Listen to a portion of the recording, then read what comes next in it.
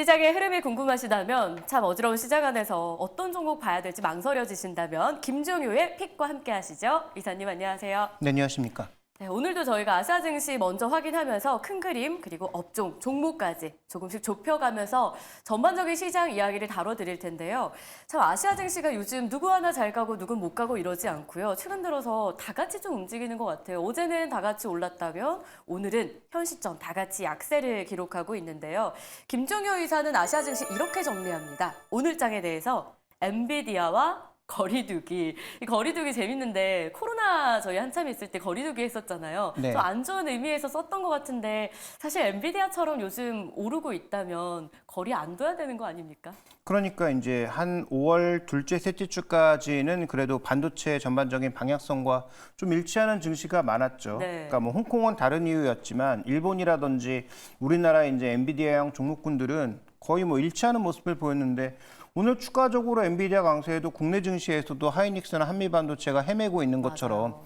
아시아 증시 내 일본에 있는 반도체 종목군들도 그러하고 대만 증시도 그러하고 지금 이제 홍콩이야 뭐 다른 이유겠지만 전체적으로 지금 계속 거리두기를 하고 있단 말이죠. 물론 미국도 엔비디아를 포함해서 몇 종목 빼곤 강세도 아니긴 하지만 전체적으로 미국은 약세를 보이다가 엔비디아 중심으로 이렇게 계속 돌리고 있는데 아시아 증시는 오늘 그런 힘을 받지 못하고 어제 상승이 뭐 그렇게 크지도 않았지만 오늘 또 재차 되돌리는 모습을 보여주고 있어서 아시아 증시가 지난주부터 뭔가 좀 힘이 빠진 그런 양상이 전개되고 있다. 이 부분은 계속 지적드리고 있습니다. 힘이 빠진 아시아 증시, 국내 증시도 그 안에 포함이 되어 있죠. 오늘도 약세를 결국 하루 만에 기록하고 있는데요. 그럼에도 시장 안에서 눈에 띄는 섹터가 있어요. 이걸 섹터라고 해도 될까요? 지금 대왕고래 프로젝트 속에 들어가 있는 테마들이죠. 뭐 관광업체 그리고 석유, 가스 관련주들이 오늘장의 주인공 역할을 톡톡히 하고 있는데요. 자, 거래대금 보면요. 한국가스공사가 1위고요. 코스피 코스닥 뭐 거의 거래대금을 이 관련주들이 싹쓸이하고 있더라고요. 그렇습니다. 뭐 일단 상승 탄력은 좀 둔화되고 있는 그런 모습이기는 네. 한데 뭐 종가가 어떻게 끝날지도 궁금하지만 저는 어제 한국가스공사가 제가 뭐 증시 들어온 지 25년째인데 상한가 가는 거 처음 봤고요. 그다음에 이제 한국가스공사가 삼성전자를 제치고 거래대금을 그러니까요. 종가까지 1위 할지 모르겠습니다만 어쨌든 이것도 처음 봤어요. 그래서 시장이 일단 뭔가 지수가 갇히고 그다음에 종목군들의 흐름도 좀 너무 빠르게 도는 게 아닌가? 그래서 뭐 반도체 종목이 꺾이지는 않았지만 최근 들어서 주춤거리고 있는 사이에 뭐 전력주 한번 돌더니 전력주도 뭐 숨어 있는 종목까지 찾아서 다 끌어올려 놓고 그것도 이제 부족해서 원전주 돌고 오늘은 원전주 급락시키면서 어제 또 재료가 나오니까 소위 뭐 철강, 뭐 철관, 제강 이런 종목군들 한국가스공사 뭐 그다음에 석유 관련주들 다 찾아서 끌어올리고 있단 말이죠. 그러니까 시장에 공격적인 자금은 남아있는 것으로 보이는데 시장의 질 자체가 그렇게 높아 보이진 네. 않아서 조금 안타깝긴 합니다. 시장의 질 자체가 그렇게 좋은 상황은 아니다. 물론 이 종목을 보유하셨다면 와 이런 상승 참 부럽기도 한데요. 극명하게 나뉘겠죠. 보유한 자, 보유하지 않은 자. 그리고 이게 어디까지 이어질 수 있을지 일단은 관련 종목들의 흐름 아직은 물음표로 남아 있습니다. 일단 쏠림이 정말 심한 상황이다라고 이야기를 주셨는데요. 그렇다면 이 시장에서 저희는 오늘 어떤 종목과 섹터에 관심을 좀 두고 잣대를 잘 세워봐야 되는 걸까요? 오늘 김종효 의사의 선택은 엔터로 향했습니다. 엔터주 안에서도 뜨거운 감자죠. 하이브를 정리해 주신다고 하는데요.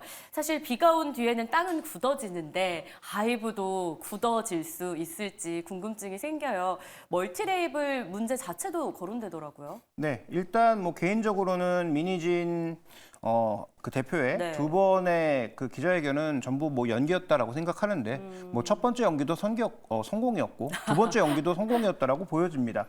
어쨌든 뭐 화해 손을 내밀었다 뭐 이런 식의 뭐 리포트 제목이 나왔던데 뭐 화해를 할지 안 할지를 떠나서 하이브는 우리가 좀 더 중요하게 봐야 되는 내용들이 몇 가지 있어요. 그래서 그 둘의 싸움이 뭐 중요하다라고 생각하지 않고 더 중요하게 지금 봐야 되는 포인트를 짚어보면서 어쨌든 나름 시가총액 기준으로 대장주인데 하이브의 적정 밸류에이션을 찾아가는 과정 이것이 저는 핵심이 아닌가. 그래서 뭐 둘 중에 누가 뭐 잘못했니, 누가 이기니 이런 거 그쵸. 관심 가지시지 말고요. 적정 밸류가 어디냐에 대해서 관심 가지시는 게 좀 더 중요한 포인트가 될 것 같고요.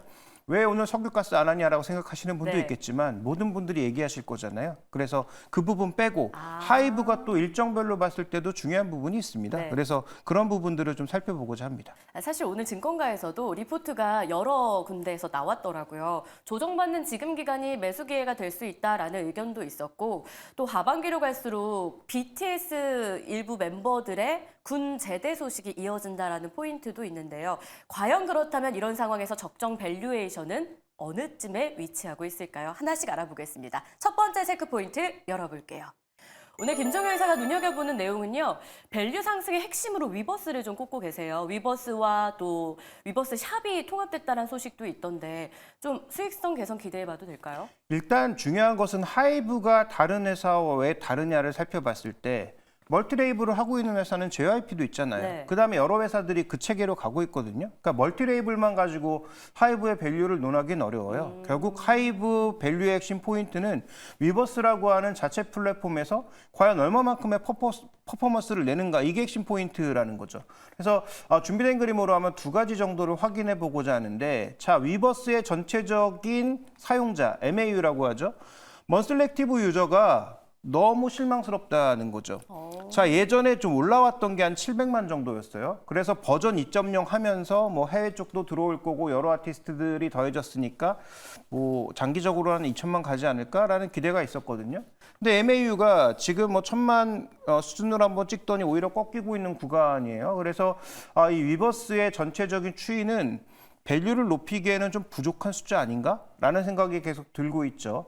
다만 그나마 조금 희망적인 것은 다음 준비된 그림을 보시면 그래도 이 부분은 조금 희망적이지 않을까라는 판단인데, 일단 이쪽으로 가면 갈수록 이제 새롭게 나타나고 있는 신규 데뷔한 그런 그룹들이거든요. 네. 그래서 저쪽에 전통의 BTS가 있고 이렇게 쭉 보실 수가 있는데, 유튜브가 이제 압도적인 어떤 뭐 이 BTS의 힘이 유튜브에서 시작된 거잖아요. 그래서 유튜브가 압도적인 어떤 숫자를 보여주고 있고 저쪽은 높아봐야 이제 뭐 90% 정도로 볼 수가 있는데, 자, 아일리부터 시작해서 이렇게 새롭게 보이넥스트도어나 N팀이나 뭐 투어스 같은 팀들을 보시면 지금 위버스하고 유튜브 비율이 거의 100%를 넘거나 육박하고 있는 모습이에요. 그러니까 새로 들어오는 그룹들은 유튜브보다는 위버스 쪽으로 뭔가 좀 많이 모으고 있다는 거죠.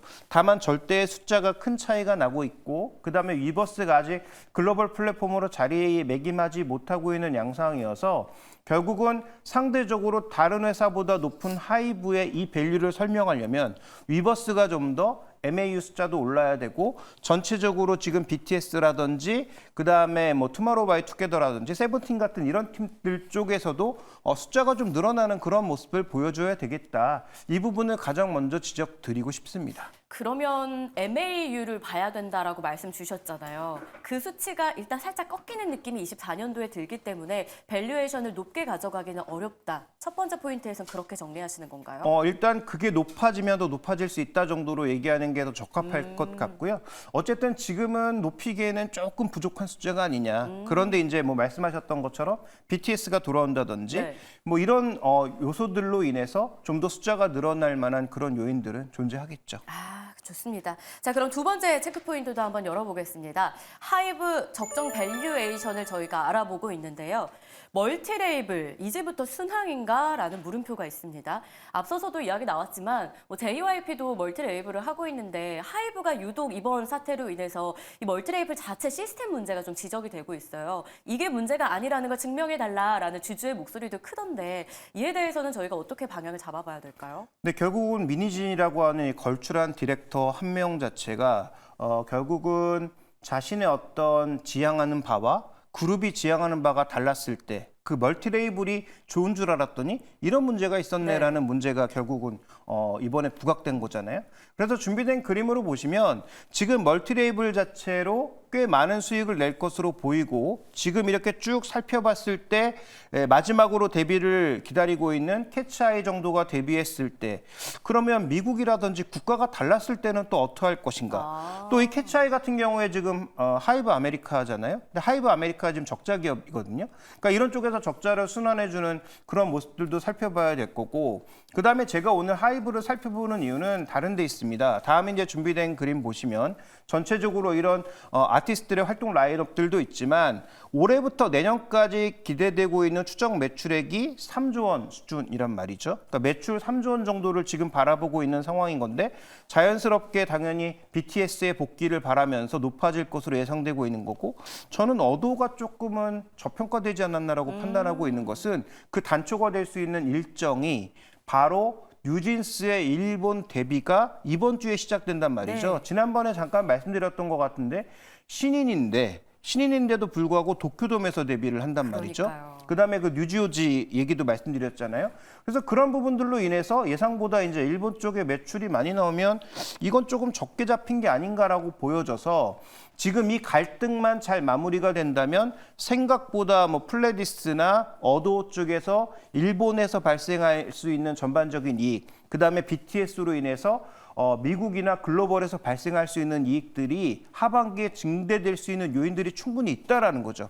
그래서 아까 위버스 쪽에서는 지금 밸류에이션 상향을 막고 있는 요소가 있다면 이 멀티레이블은 미니진이 어쨌든 화해 제스처를 던진 거잖아요. 그래서 하이브가 그걸 받을지 안 받을지는 모르지만 더 극단적인 상황으로 나가지만 않는다면 그러면 이쪽에서 발생할 수 있는 매출은 생각보다 올라올 수도 있겠다라는 관점을 말씀드리고 싶은 거예요. 결국은 첫 번째와 두 번째 요소가 충돌하고 있는데 하나는 약간의 할인 요소라면 하나는 약간의 할증 요소가 있는데요. 그 할증 요소의 단체가 될 수 있는 지금 뉴진스의 일본 데뷔는 우리가 매출액 이걸 한번 잘 살펴볼 필요가 있겠다. 이게 생각보다 굉장히 강하게 나오면 앞으로 숫자가 좀 달라질 가능성. 물론 전체 매출에서 차지하는 부분은 작다고 하더라도 이 파급 효과는 좀 다를 수 있거든요. 왜냐하면 지금 세 팀들은 데뷔하면 생각보다 빌보드 1위를 생각보다 굉장히 금방 찍습니다. 네. 다른 팀들이 몇 년 걸렸던 거를 뭐 몇 개월 안에 해내기도 하거든요. 그러니까 그런 측면에서 봤을 때 저는 이 부분은 긍정적인 요소로 우리가 받아들일 수 있다. 이렇게 보고 있는 것이죠. 저희가 두 가지 체크 포인트를 봤습니다. 먼저 위버스 이야기를 첫 번째로 해주셨는데 이게 밸류에이션 상단을 막는 요소가 될 가능성이 조금이라도 있다면 오히려 어두워 쪽에서 앞으로 뉴진스의 일본 데뷔와 함께 조금 더 가능성을 높게 열어줄 그런 할증 요소라고 표현을 좀 해주셨는데요. 자, 이런 내용들을 토대로 그럼 적정 밸류에이션을 잡아가 보겠습니다. 이사님이 생각하시는 적정 밸류에이션은 어느 정도입니까? 근데 지금 엔터사들의 전반적인 밸류가 좀 회사마다 다릅니다. 특히 이제 뭐 상당히 기대감이 낮아진 YG 같은 경우에는 뭐 10배까지 떨어지기도 네. 했었고요. 그다음에 이제 상대적으로 괜찮다라고 얘기했던 SM 같은 경우에는 뭐 20배 내외에서 뭐 허덕이고 있고 하이브 같은 경우에는 지금 여러 가지 프리미엄 때문에 상대적으로 높은 밸류에서 움직이고 있단 말이죠. 자, 그런데 이 하이브의 핵심 포인트는 올해 추정 실적으로 해서는 안 된다. 왜냐하면 하반기와 내년으로 이어지는 그 밸류에이션 추정 자체가 좀 더 의미가 있다라고 판단하고 있어서 지금 12개월 포워딩을 하면 지금 하나증권의 자료로는 굉장히 지금 낮은 수준 25배 정도에서 움직이고 있단 말이죠. 근데 제가 생각하는 적정 레벨은 예전처럼 막 40배 50배 이렇게 주기엔 어렵다. 왜냐하면 이미 이 멀티레이블의 자체의 한계라든지 그다음에 최근 K-팝의 증가 속도에서 한계를 분명히 보여주고 있다는 거죠. 그러면 저는 한 30배 정도가 조금 적정한 어떤 밸류에이션의 한계점이 아니냐라고 보고 있고 어쨌든 지금 25배라면 이 포워드입니다. 올해 트레일링 네. 아니고요. 12개월 포워딩 했을 때 25배라면 저는 충분히 추가적인 상승 여력은 좀 남아있지 않느냐? 이렇게 좀 판단해 봐야 될 것 같습니다. 김종효의 선택 오늘 하이브 만나봤습니다. 한 30배 정도의 적정 밸류에이션이 좋겠다라는 포인트를 주셨는데요. 이게 가격으로 환산했을 때는 대략 어느 정도죠? 네, 내년도 지금 추정하고 있는 실적이 EPS 기준으로 한 9,000원 정도거든요. 물론 9,000원을 조금 넘게 보는 데도 있긴 하지만 그 정도 레벨에서 본다면 러프하게 봤을 때 한 27만 원 정도로 우리가 생각해 볼 수가 있고요. 저는 그 이상의 뭐 예전에 받았던 40배 이렇게 가기에는 적어도 위버스의 숫자가 네. MAU 기준으로 한 2천만 정도는 돼야 되지 않을까 이렇게 좀 보고 있는데 아직 그러기엔 좀 턱없이 부족한 숫자라고 보고 있습니다. 갈 길이 조금은 있어 보이는데요. 그렇기 때문에 하이브 참 말이 많은 요즘입니다. 적정 밸류에이션 저희가 근거하에 이렇게 추산을 해봤는데요. 여러분 투자에 함께 참고해 보시길 바라겠습니다. 지금까지 김종효 의사였습니다. 고맙습니다.